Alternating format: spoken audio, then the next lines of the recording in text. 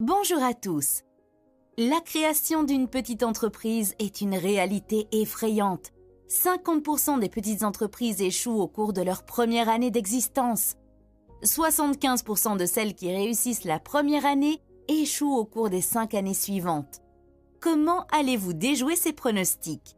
Comment créer une entreprise qui n'échoue pas, qui fonctionne bien et qui vous donne le temps et l'argent nécessaires pour profiter de la vie?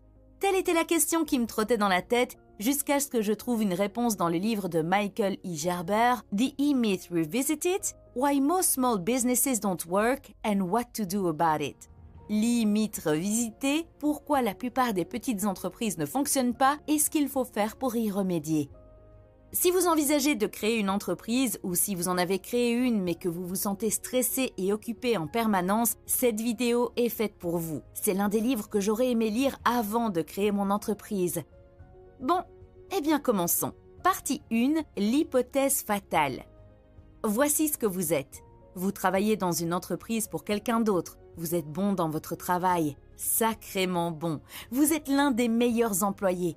Mais les choses ne vont pas bien pour vous. Vous ne vous sentez pas apprécié ou vous n'avez pas l'impression d'être suffisamment payé.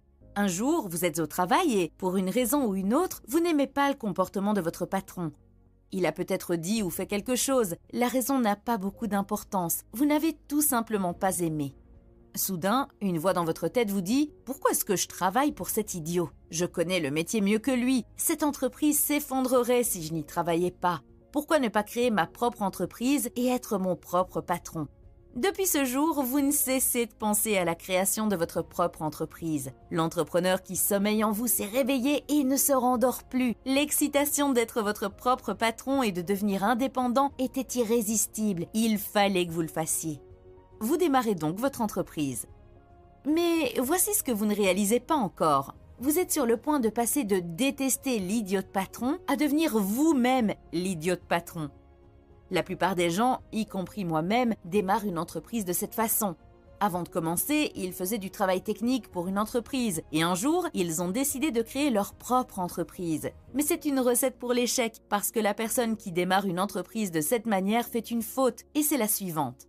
Le travail technique d'une entreprise et l'entreprise qui effectue le travail technique sont deux choses totalement différentes. Ce n'est pas parce que vous comprenez le travail technique d'une entreprise que vous comprenez l'entreprise qui effectue ce travail technique. Ce n'est pas parce que vous êtes un monteur vidéo compétent que vous savez comment créer et gérer une entreprise de montage vidéo.